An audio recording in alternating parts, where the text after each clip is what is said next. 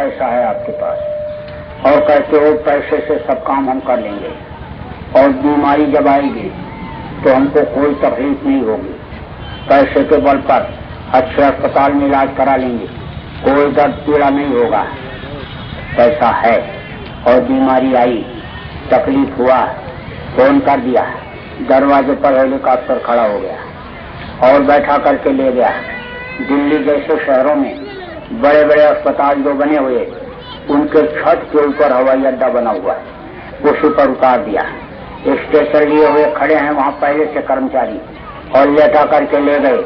ऐसे कमरे में भर्ती किया जिसमें एक तरफ से मशीनें लगी हुई है। अब उसमें सब कागज जांच के निकलने लग गए, कोई यहाँ चिमटी लगाया, कोई यहाँ लगाया, कोई यहाँ किया, पूरा सब आँख कान नाक सब का टेस्ट पूरा हो गया। डॉक्टरों का पैनल खड़ा है, उन्होंने बैठ करके मीटिंग किया और दवा लिखा, बोले ये दवा खिलाओ, लेकिन दर्द नहीं गया। तब बोले विदेश से दवा मंगानी पड़ेगी। अब पैसे के बल पर दूसरे देश से भी दवा आ गई, लेकिन उससे भी दर्द नहीं गया। तब बोले कि बाहर से अब डॉक्टर बुलाने पड़ेंगे।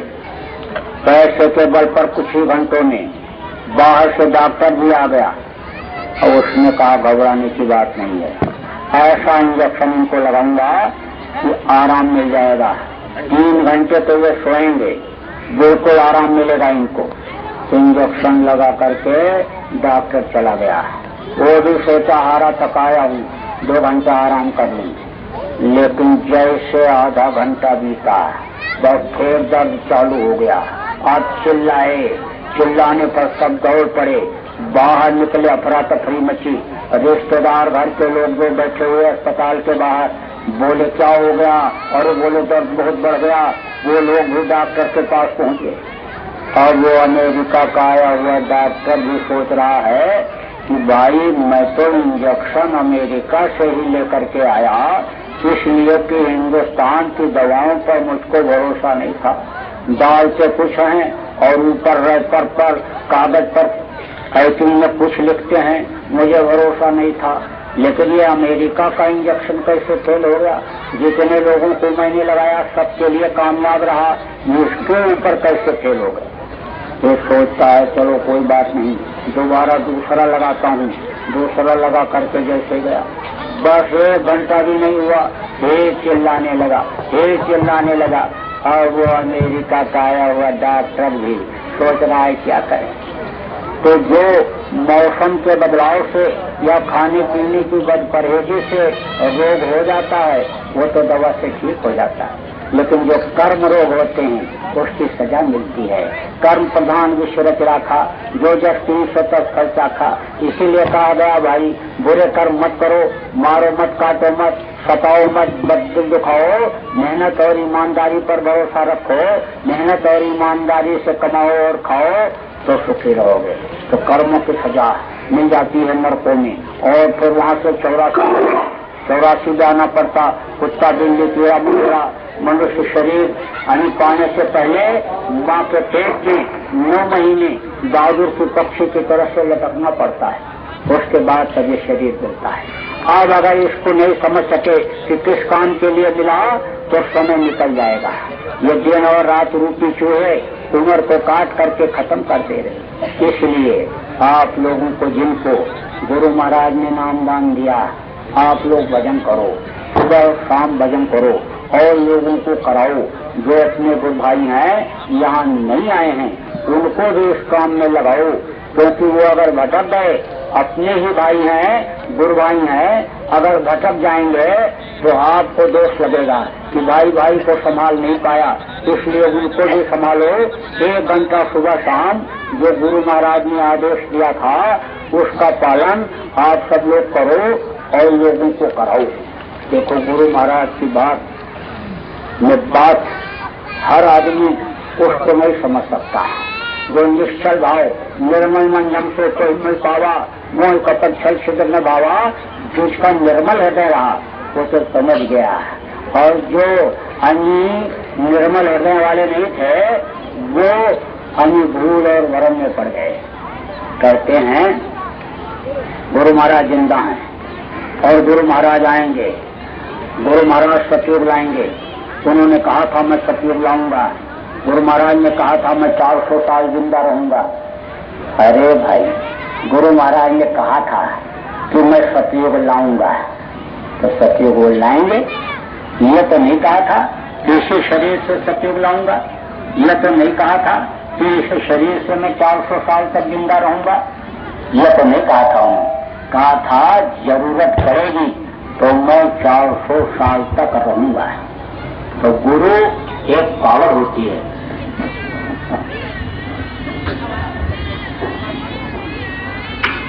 गुरु एक शक्ति होती है, गुरु एक पावर होती है। वो किसी भी मानस के शरीर में प्रवेश रहती है और जब वो शरीर उल्टा हो जाता है तो उसको वो छोड़ देते हैं, लेकिन वो काम बराबर करते रहते हैं। सत लोग चले जाते हैं, लेकिन त्रिकुटी धाम जहाँ पर गुरु स्थान होता है वहाँ तक बराबर आते रहते हैं। और जब तक उनके जीव इस मृत्युलोक में धरती पर रहते हैं तब तक बराबर आते हैं और उनको ले जाते हैं। उनका क्या काम? हम आए हुए देश से जहाँ तुम्हारे धाम और तुमको घर पहुँचाऊंगा, एक हमारो काम। उनका एक काम कि तुमको तुम्हारे घर पहुँचा दें। तो एक भी जीव अगर यहाँ रहेगा तो वो आएंगे। उन्होंने इस चीज को कहा कि जरूरत पड़ेगी इनके काम के लिए, इनको घर ले जाने में जरूरत पड़ेगी तो मैं 400 साल रहूंगा। मैं 150 साल 200 साल में उनके अपनाए हुए जीव चले गए तो फिर उनको नीचे उतरने की जरूरत नहीं है। फिर तो दूसरे को जिसको कह करके महापुरुष जाते हैं वो उनका काम शुरू हो जाता है, फिर उनकी जिम्मेदारी बढ़ जाती है। लेकिन ये उनको लेने के लिए आते रहते हैं। तो ताकत तो वही है। देखो आप प्रचारक इसमें बैठे हो, गुरु महाराज एक जगह शरीर में रहते थे, लेकिन जब आदेश देते थे तो आप में ताकत आ जाती थी। आप जब प्रचार करते थे तो ऐसा आपके अंदर उनके सवाल का जवाब आ जाता था कि आदमी निरुत्तर हो जाता था, बिल्कुल चित हो जाता था, उसके पास कोई सवाल नहीं रह जाता। और फिर वो ये सोचने लगता था बात तो सही है, आपके करीब चलेंगे तभी गर्मी का पता चलेगा, बर्फ के ऊपर हाथ रखेंगे तभी ठंडी का पता चलेगा, दूर दूर से क्या पता। और जब वहाँ पहुँचा तो उन्हीं का हो गया। एक से एक विरोधी आदमी बदल गए, अच्छे प्रचारक बन गए। एक से एक क्रिमिनल जो अपराध करते थे, जिनके हाथ में कट्टे बंदूक हुआ करते थे, असलहे हुआ करते थे, वो माला जपने लग गए। तब जब अंगुलमाल और वाल्मीकि जैसे दांतों को महात्मा मिल गए और वो बदल गए, ऐसे बदल गए लोग। तो आप इस बात को प्रेमी भाई बहनों कि गुरु महाराज ने ये कहा था कि सतयुग आएगा, तो सतयुग तो आएगा, गुरु महाराज लाएंगे। अब वो किसमें होकर के ला दें? हमारे में होकर ला दें, आप में होकर के ला दें, वो उनमें तो पावर है। ये तो वो भूमि है कि यहाँ पशु और पक्षियों में होकर के हम उफाड़ करके निकल करके और भक्तों की रक्षा किए हैं, काम किए हैं। शुकर अवतार, 12 अवतार, तमाम ऐसे अवतार हुए हैं जानवरों में से होकर के। तो आवाज उस बात को समझो कि सतयुग तो आए। सतयुग को तो कल ला दिया जाए, लेकिन आप अपने हृदय पर हाथ रख करके सोचो कि आप सतयुग के काबिल हो। अरे भाई, आप शाकाहारी हो, सदाचारी हो, मेहनत की कमाई खाते हो, आप दयावान हो, सेवाभावी हो, सब कुछ हो। लेकिन गुरु महाराज ने जो कहा कि भाई भजन करो, तो क्या आप भजन करते हो? क्योंकि सतयुग योगी सब विज्ञानी और परिहर ध्यान परम सब योगी विज्ञानी होंगे। विज्ञान किसको कहते हैं? ये आज का विज्ञान ये सब बिल्कुल बेकार है। विज्ञान तो वो था कि सती सावित्री ने पति के प्राण को वापस ले लिया, सती अनुसूया ने ब्रह्मा विष्णु महेश को छोटा छोटा बच्चा बना दिया, वो विज्ञान था। ऐसे लोग होंगे जिस चारपाई पर, जिस तखत पर लोग बैठते थे उस पर सहित एक जगह से दूसरी जगह उड़ करके पहुंच जाते थे। अरे हनुमान जी कोई हेलीकॉप्टर पर बैठ करके पहाड़ उठाने संजीवनी लेने गए थे, उड़ करके गए थे, तो वो विज्ञान था। और योग योगी थे, योग साधना करते थे। अब ये योग और साधना का रास्ता जो गुरु महाराज ने आपको दिया, अब आप पूछो कि कितने लोग करते हो, अपने से पूछो। अरे 2 4 5 10 इक्का दुक्का करते ही हो गए। तो मान लो अगर वो बच गए और बाकी को कलयुग ले गया लड़ाई करता हुआ, क्योंकि सतयुग का आने में क्या रह जाएगा? पूरा बदायूं का काम, पूरा ठेका और पूरी जिम्मेदारी और पूरे मकान धन संपत्ति आपको सब दे दी जाए और आदमी न रहे तो कौन कौन से मकान में रहो? हीरे मोती खाओगे, नोट कितने चबाओगे? अरे भाई कितनी मिठाई खाओगे? एक बार खाली करा दिया जाए, कहा जाए सब मिठाई आपकी है, खा तो। इसलिए सतयुग के आनंद के लिए जीवों का रहना बहुत जरूरी है। अभी तो उनको इस काबिल बनाया जा रहा है, समझाया जा रहा है कि भाई बुरी बातों को छोड़ो, गंदी आदतों को छोड़ो, सतयुग के योग्य बनो तो सतयुग तो आएगा। जो पुराण के 40वें अध्याय में लिखा है, सूर सागर में लिखा है, जगन्नाथ दास टूरिया किताब में लिखा है, गुरु महाराज तो बराबर ढिंडोरा पिटवाते रहे, वो तो समय पर आ जाएगा। और रही बात ये कि गुरु महाराज के लिए जो कहते हैं चलो मैं दिखाऊंगा, बाबा जी प्रकट हो रहे हैं, उनकी भी आशंकाएं सब खत्म होने लगी। बहुत से लोग लौट करके वापस आने लगे, बोले चलो शाहजहां को चलो, लखीम को चलो, बाबा जी मिलेंगे। अब वहां जब गया आदमी, बोले आज नहीं मिले, पूर्णिमा को आना। अब जब पूर्णिमा को गए तब बोले देखो भाई आज नहीं मिलेंगे, पहली तारीख को आएंगे, 10, 20, 25 लोगों को जिनको भी ले आओ, एक बार ले आओ, दर्शन कराओ, फिर बार बार की गारंटी नहीं है।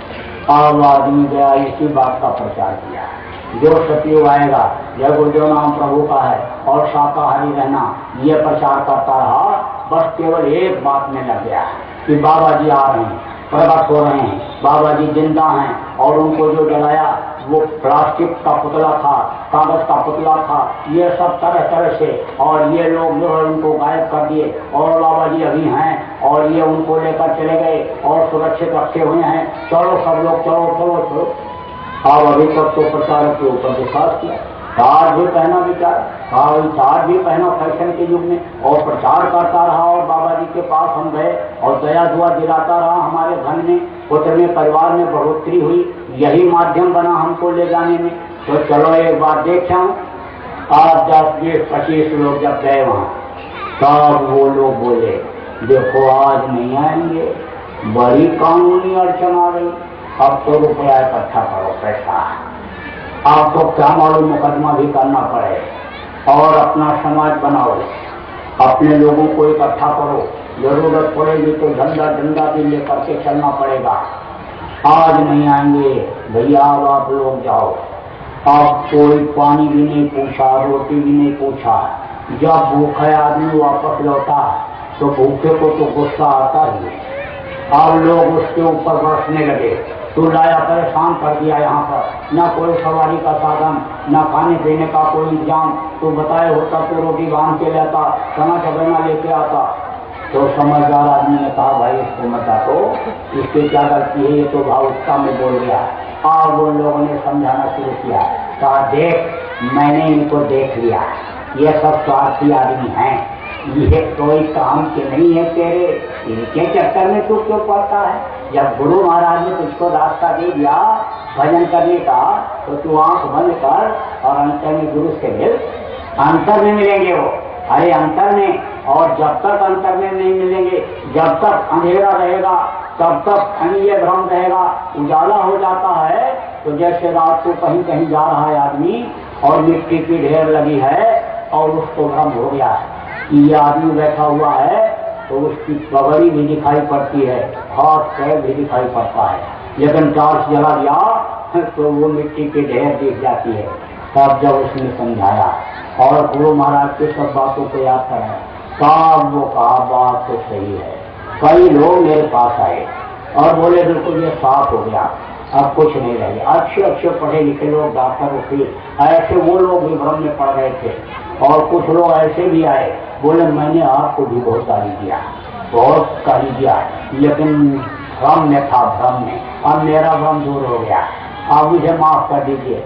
मैंने कहा भाई माफ करने की क्या बात है, ये तो गुरु महाराज का दरबार है, गुरु महाराज की संगत है, सत्संग है, यहाँ तो कोई भी आवे और गुरु महाराज ने तो हमको संभाल के लिए कहा ही है, आपका स्वागत है, हम आपको कोई लगा रहे कि हम आपको ठुकरा रहे हैं। अब आप इस बात को समझो कि बहुत लोग तो आ गए वापस, लेकिन कुछ जो स्वार्थी लोग हैं वो लगे हुए हैं, और वो दूसरे स्वार्थी को खोज करके और तीसरे चौथे स्वार्थी को खोज करके अपनी टीम बना ले। टीम। एक राजा के दरबार में दो आदमी पहुंचे, तो बोले हमको रख लिया जाए, हम बड़े काम के आदमी हैं, तनख्वाह दिया जाए, खाने की व्यवस्था कर दी जाए। बोले कौन काम के आदमी है? अरे बोले मौके पर काम आएंगे।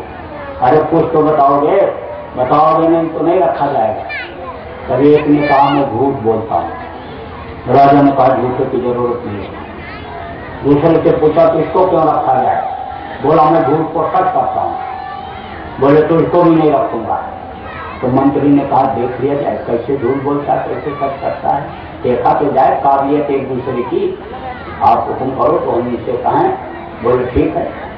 राजा ने कहा ठीक है देखो। तो मंत्री ने कहा झूठ बोल।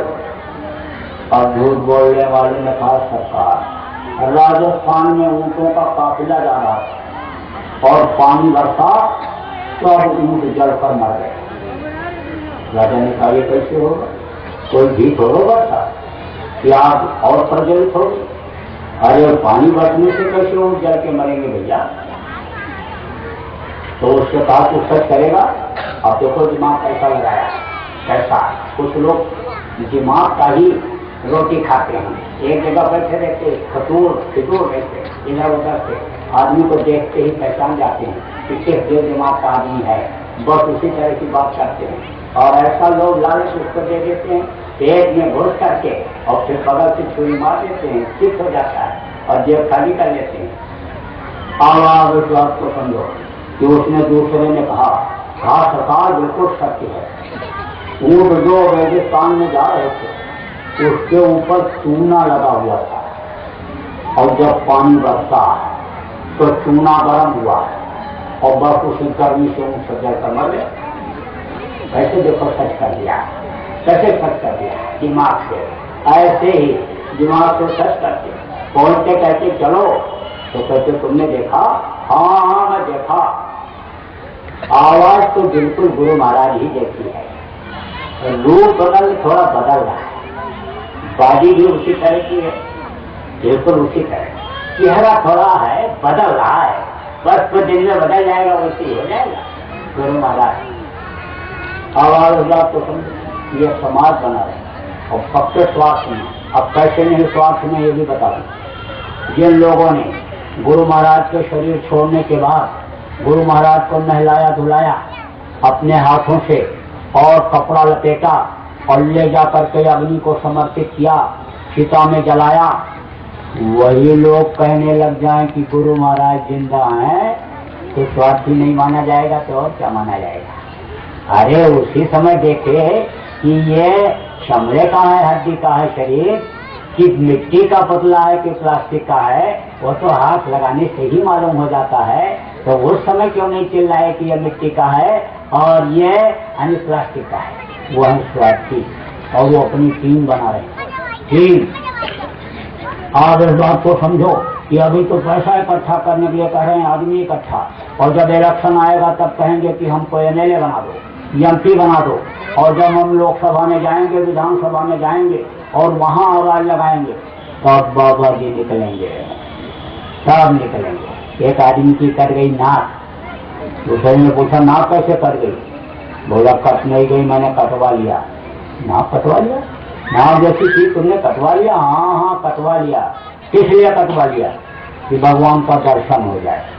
बोला है नाक कटवाने से भगवान का दर्शन होता है? मुझे भी हो जाएगा भाई। अरे बोले देर क्यों करता है, जल्दी कर। बस गया वो भी श्वास करा के आ गया और कहा भाई मुझे तो भगवान कहीं दिखाई नहीं पड़े। भाई कैसे दिखाई पड़ेंगे, नाक तो मैंने कटवा लिया। सब बोला बेवकूफ कहीं के, नाक कटाने से कहीं भगवान का दर्शन होता है? सब भाई तुमने मेरी क्यों कटवा लिया? सब बोला मेरी कट गई थी, मुझको लोग नकटा कहते थे, तो मैंने सोचा मेरी कट गई तेरी भी कटवा दी, तो एक की जगह दो नकटा हो जाए। बोला भाई तुमने बहुत गलती किया, जो मेरी नाक कटवा लिया। तब वो बोला, अरे देखो अब तो कट ही गई, अब पूजा तीसरे की कटवा, तीसरा चौथे की कटवाएगा। 10, 20, 50, 100, 200, 1000, 2000, 10,000 न पता हो जाएंगे। फिर नाक वालों की कोई कीमत नहीं रही, फिर तो यही बदसूरत हो जाएंगे नाक वाले, तो न कटा संप्रदाय तैयार न हो जाए। इसलिए आपको सब बात बता रहा हूँ, हर चीज को खोल के समझा दे रहा हूँ। गुरु महाराज तो शरीर छोड़ के चले गए और अब उस शरीर में आने वाले नहीं हैं, क्योंकि उस धरती का ये विधान है कि जो मनुष्य शरीर में एक बार आया और छोड़ करके गया, उस शरीर में फिर नहीं आया। पावर शक्ति तो उसकी रही, लेकिन वो शरीर की नहीं। तो उसके पीछे मत पड़ो, आप आंख बंद करो और अंतर में ध्यान लगाओ। गुरु महाराज मिलेंगे, बातचीत करो, पूछो, सुनो, समझो। वो रास्ता आपको बहुत से लोगों को मिल गया, जिनको नहीं मिला है आज मिल जाएगा। 2 बातें गुरु महाराज ने कही थी कि यह है उमाकांत तिवारी, ये नए लोगों को नामदान देंगे और पुरानों की संभाल करेंगे। तो गुरु महाराज पुरानों की संभाल की बहुत सी बातें बताए, समझाए और इस लायक बनाए कि मैं आज आपके बीच में यहाँ कुछ कहने लायक बना। 40 साल पहले जब गुरु महाराज के पास आया था तो संत मत क्या होता है, सत्संग क्या होता है, सदगुरु क्या होते हैं, आत्मा परमात्मा क्या होता है, इसकी कोई जानकारी नहीं थी। लेकिन गुरु महाराज ने हर चीज को बताया, समझाया, छोटी से सेवा कराया, झाड़ू लगवाया, नाली साफ कराया, बर्तन साफ कराया, खाना बनवाया, खिलाया, परोसा, सब काम किया। अब आपको एक चीज और बता दें, महापुरुषों का काम लेने का अलग तरीका होता है। आप अपने लड़के से ये कहो ये काम कर, ये काम कर, 2 बार 3 बार कह दोगे नहीं भी कर सकता है, 2 बार कहोगे तब करेगा। लेकिन महापुरुष कैसे ट्रेनिंग देते हैं, अब आप उस बात को समझो कि जब कॉलेज से पढ़ाई पूरी करके गुरु महाराज के पास आया तो कोई छोटा काम करने में संकोच भी हो रहा था कि झाड़ू लगाने वाले तो यहाँ और होंगे, वो झाड़ू लगाएंगे, मुझे झाड़ू तो लगाना नहीं है। जब घर में भी नहीं लगाता था तो यहाँ भी नहीं लगाना है। लेकिन जब गुरु महाराज खुद आए और देखे पानी अटक रहा है नाली में और झाड़ू उठा लिया और खुद साफ करने लग गए, तब वो कर्म खत्म हो गया। इतने बड़े महापुरुष और जिनके पीछे लाखों लोग, करोड़ों लोग चलने वाले, और वो ऐसा काम करने में संकोच नहीं कर रहे हैं, तो ये है सेवा। जब वो खुद पत्ती उठाने लग गए, खुद कागज के टुकड़े जब उठाने लग गए, तो उसी तरह की ट्रेनिंग हो गई। घर से, कमरे से निकलने के बाद जब खुद लाइट वो बंद करने लग गए, तो ये चीज याद हो गई कि कमरे से जब बाहर निकलो तो लाइट को बंद कर दो, नहीं तो बिजली बेकार जलेगी, उसका पैसा पड़ेगा और बिजली की बचत भी नहीं हो पाएगी। इस तरह से ट्रेनिंग दिया है गुरु महाराज की। एक एक बात में वजन था, बेकार की कोई भी बात गुरु महाराज कभी किए ही नहीं। जो भी बातें करते थे उसमें कोई न कोई शिक्षा ही रहती थी। कोई बात जब ना समझ में आती और पूछ भी नहीं सकते, जैसे बेटा अपने बाप से हर चीज नहीं पूछ सकता है, जब यानी वो इस चीज को समझते, ये समझ नहीं पा रहा है, तब किस्सा कहानी सुना करके और उसको समझा दिया करते थे। पूछते थे समझ में आया, हाँ समझ में आ गया, अरे कुछ समझे, समझ गए। इस तरह से गुरु महाराज ने सेवा दिया, अपनी हर तरह की निजी सेवा दिया।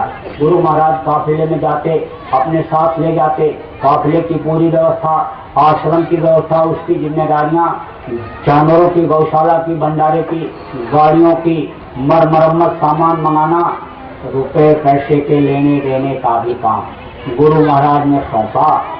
गुरु महाराज ने उस लायक बनाया, मेहनत और ईमानदारी का पाठ पढ़ाया। मैंने भी मेहनत और ईमानदारी से काम किया। अपना कोई घर नहीं बनाया, अपना कोई घर नहीं बसाया, अपना कोई जमीन जायदाद नहीं बनाया, कोई रुपया पैसा नहीं इकट्ठा किया, उसी तरह से सेवा किया जैसे कहा गया, भाम पीठ सुइयो उरागी और स्वामी सब भाव छल जाएगी। स्वामी की सेवा जब करो, गुरु की सब सेवा करो, तो सब छल कपट दम पाखंड एक तरफ रख करके गुरु महाराज ने विश्वास किया। गुरु महाराज ने विश्वास किया और मैंने भी निश्चल भाव से सेवा किया। लेकिन एक समय ऐसा आया कि बना बनाया सारा दुनिया का ये जो था वो सब छोड़ देना पड़ा। जब गुरु महाराज शरीर छोड़े तो कुछ लोगों को लालच हो गई, ये आश्रम मेरे पास होना चाहिए, गद्दी का मालिक मैं बन जाऊं, रुपया पैसा जो गुरु महाराज छोड़ करके गए हैं, अच्छे काम में लगाने के लिए जो छोड़ करके गए हैं, वो उसका मालिक मैं बन जाऊं। उसके लिए, उसके रखवाली के लिए चाहे गलत से काम में भी उसको हमको खर्चा करना पड़े, चाहे जैसे अन्य आदमियों को रखना पड़े यहाँ हम रखेंगे और देना भी पड़े देंगे, जहाँ भी खर्चा करना पड़े करेंगे, लेकिन इन लोगों को आने नहीं देंगे। तो उन्होंने अपनी एक टीम बनाई है, स्वार्थी लोगों की, लोभी लालची लोगों की, और सब लोगों ने कई तरह से आवाज लगा दिया कि इनकी कोई जरूरत नहीं है और ये अगर आएंगे तो रास्ते से हटा देंगे। तब मैंने कहा भाई अगर कहीं एक बूंद भी खून गिर गया तो गुरु का नाम बदनाम हो जाएगा, नाम कलंकित हो जाएगा। गुरु महाराज जब मौजूद थे तो उनको कोई कुछ नहीं कर पाया, अच्छे बुरे कितने भी लोग उनके पीछे पड़े लेकिन उनका कुछ नहीं कर पाए। सूरज जैसे चमकता है और कोई भी कीचड़ फेंके, कोई भी सूरज के ऊपर थूके तो उसी के ऊपर आता है, तो उसी तरह से गुरु महाराज चमकते रहे तो और कहीं कलंक न लग जाए और कोई नाम लेवा गुरु का न रह जाए और कहीं मैं ही न रह जाऊं, रास्ते से मुझको लोग हटा रहे हैं तो गुरु महाराज ने जो जिम्मेदारी दी है वो कैसे पूरी की जाएगी। तो जब गुरु महाराज का भंडारा हो गया और सब हिसाब किताब उसका दे दिया कर दिया, सब सामान जो आया था पूरा, तो फिर मैं वहाँ पर सत्संग किया और सत्संग करने के बाद मैं लोगों को बताया कि मैं अब जा रहा हूँ और फिर मैं निकल गया। गुरु महाराज की बात याद आ गई, जब दादा गुरु जी शरीर छोड़े थे, जब दादा गुरु महाराज शरीर छोड़े थे तो गुरु महाराज के गुरुभाइयों में भी लोग लालच आ गया था, तो गुरु महाराज ने वो जगह छोड़ दिया। सिरोली में रहते थे, सिरोली छोड़ दिया और फिर कभी भी वहाँ नहीं गए। तो मैंने भी कहा झगड़ा झंझट का ये काम नहीं है और फूल बह जाएगा, वहाँ भजन पूजा उपासना नहीं हो सकती है। और जब बुरे लोग यहाँ उठने बैठने लग गए और यहाँ उनका खाना पानी हो गया, जब यहाँ पर खाना पीना, तो ये जगह भजन के लायक नहीं रह गई। न तो भजन यहाँ किया जा सकता है और न भजन यहाँ कराया जा सकता है, इसलिए मैंने छोड़ दिया और छोड़ करके चल पड़े, सोच नहीं लायक सब छोड़ दिया। लेकिन गुरु की दया किसको कहते हैं? मुश्किल से 2 घंटा जेब खाली रहा होगा। जैसे भरतपुर पहुंचा, राजस्थान में लाइन लगाए हुए लोग खड़े थे, ये लीजिए आपका स्वागत है, ये लीजिए आपका स्वागत है। जैसे देहरादून पहुंचा उसी तरह की गाड़ी जैसे गुरु महाराज ने मुझको चलने के लिए दे रखा था, अल्लाह करके प्रेमियों ने खड़ा कर दिया 3 दिन के अंदर और बोलिए गाड़ी लीजिए और संगत साथ काम करिए। मेरा मन नहीं कह रहा था, मैं तो सोचा कि हम झगड़ा झंझट में कर भजन करो, अपना काम बनाओ। फिर लोगों ने कहा गुरु महाराज ने जिम्मेदारी दी है, पुराणों की संभाल आपको करनी है, इनका आंसू कौन पूछेगा, ये तो सब भटक जाएंगे। जो चीज इन्होंने छोड़ा बुराइयों को उसी बुराई में फंस जाएंगे, बुरे लोग इनको मिल जाएंगे, ये कहाँ जाएंगे, किससे मिलेंगे, इनकी दुख तकलीफ को कौन सुनेगा, इनकी बीमारियों में दवा कौन बताएगा, इनके बच्चों का मुंडन कौन करेगा, इनका शादी ब्याह और जनेऊ पहनाने के लिए जब गुरु महाराज ने आपको ड्यूटी दे रखी थी तो ये सब काम कौन करेगा। तो आप आगे बढ़ो, आप अगर नहीं करोगे तो दुर्भक्त के हिसाब से, जब गुरु के आदेश का पालन नहीं करोगे तो दुर्भक्त के हिसाब से।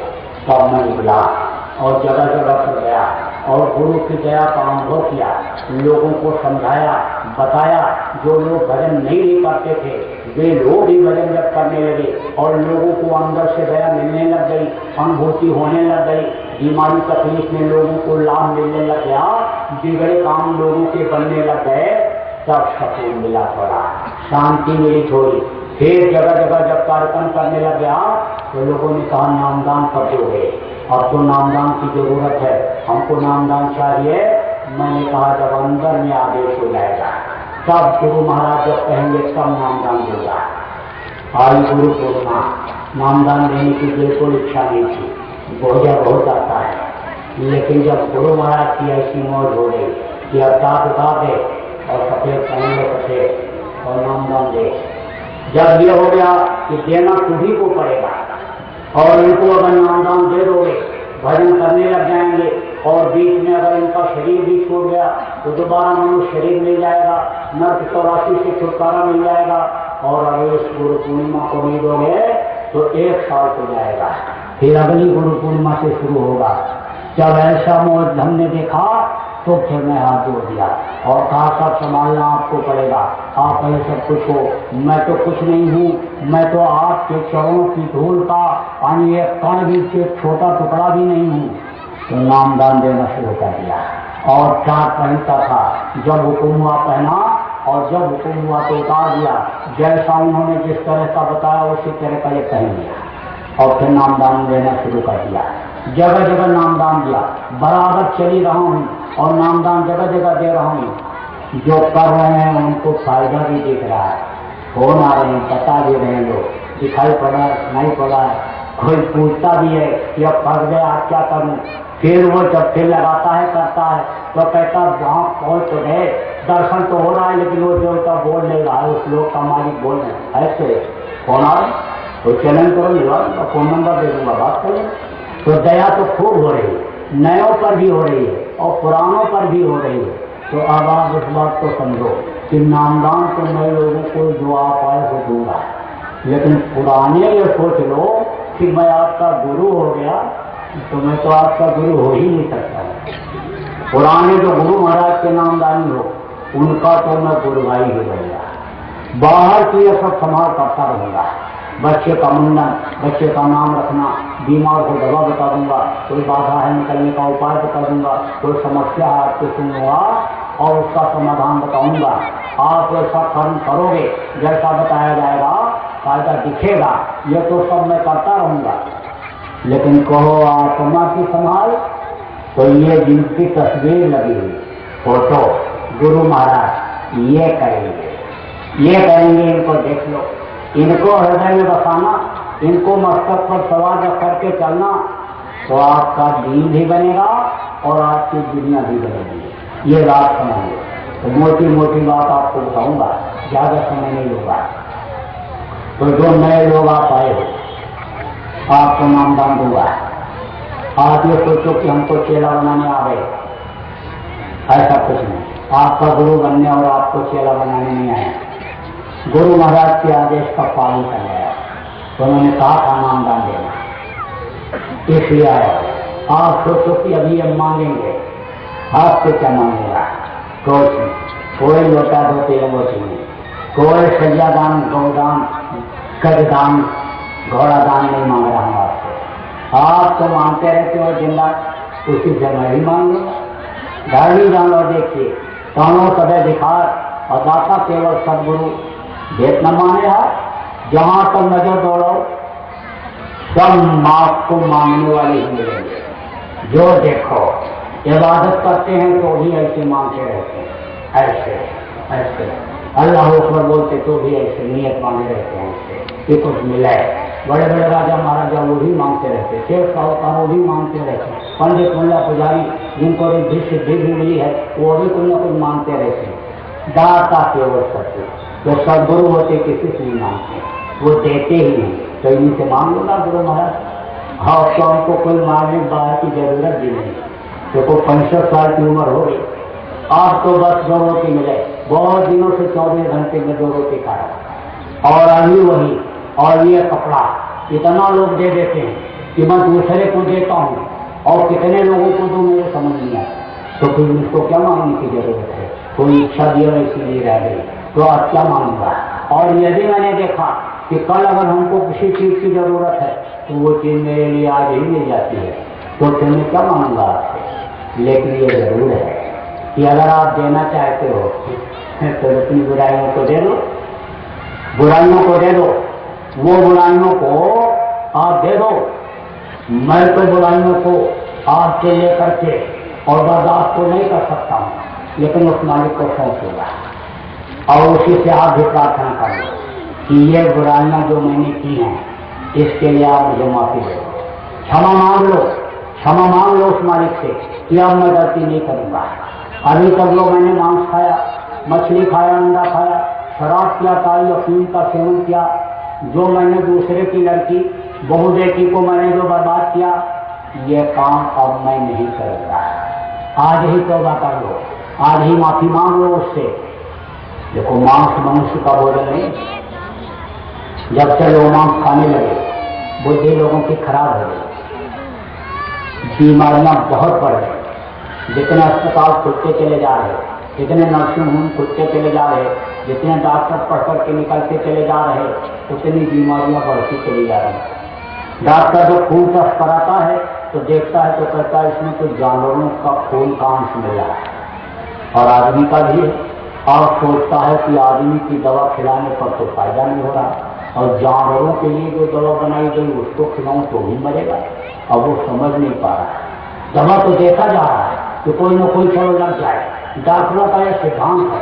डॉक्टर हमारे डॉक्टर साहब थे, उन्होंने हमको पढ़ाया था, तो वो बताते रहे, कहे कभी निराश मत होना डॉक्टर, तुम निराश कभी मत होना, आखिरी दम तक लड़ना, पता नहीं कौन सी दवा लग जाए। तो वो लड़ते रहते हैं, दवा देते रहते हैं, दवा खिलाते रहते हैं, लेकिन मर नहीं जाता है। उसका क्या कारण है? खून बेमेल हो गया, और बुद्धि तो खराब होती ही होती है। भीष्म पितामह जैसे योगी की बुद्धि भी खराब हो गई थी अन्न के खाने से। जब दुर्योधन पापी का अन्न खाते रहे, बुद्धि खराब रही, द्रौपदी की लाज नहीं बचा पाई। तो अन्न के दोष से बुद्धि जब खराब होती है तो जानवरों का खाने से तो नाश ही हो जाता है। उत्तम कुल पुलस्त का नाती और शिव ग्रंथि पूजो वो भांति, उत्तम कुल पुलस्त ऋषि का नाती था रावण। सोने की लंका थी, चारों इच्छा शास्त्र था, पुराण का जानकार था, लेकिन एक आदमी कोई खानदान में बचा नहीं बचा। राक्षस कहा गया उसको, क्यों? मांस खाता था, शराब पीता था, और दूसरे की माँ बहन बहू को गलत नजर देखता था, इसलिए सर्वनाश हो गया। 1 लाख को 1.25 लाख नाती और 4 नंबर, तो ये सत्यानाशी चीज है, इसको मत खाओ।